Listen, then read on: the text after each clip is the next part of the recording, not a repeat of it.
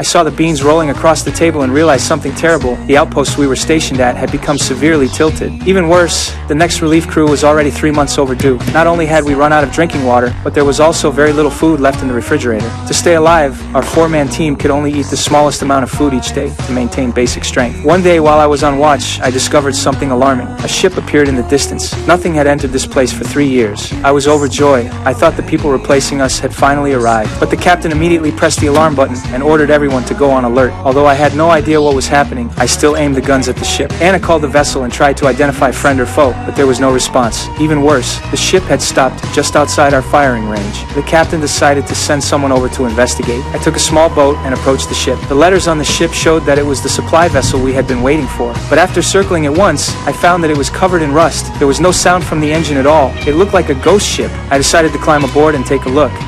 No sign of life.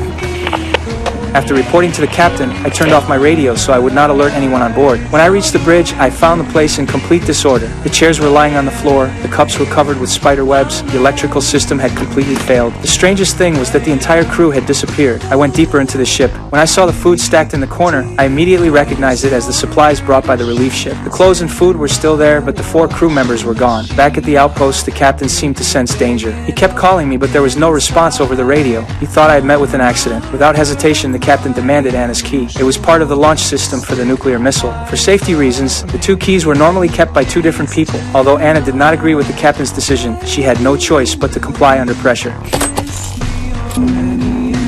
That was when I remembered and quickly turned the radio back on. No one here.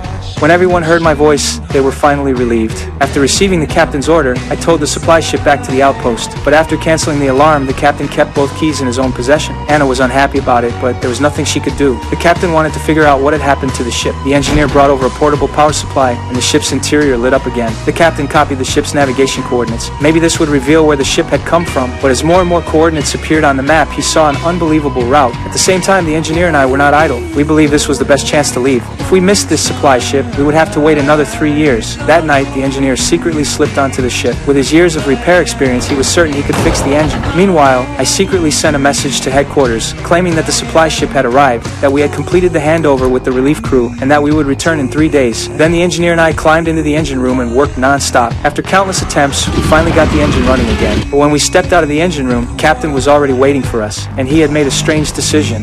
Now break it up.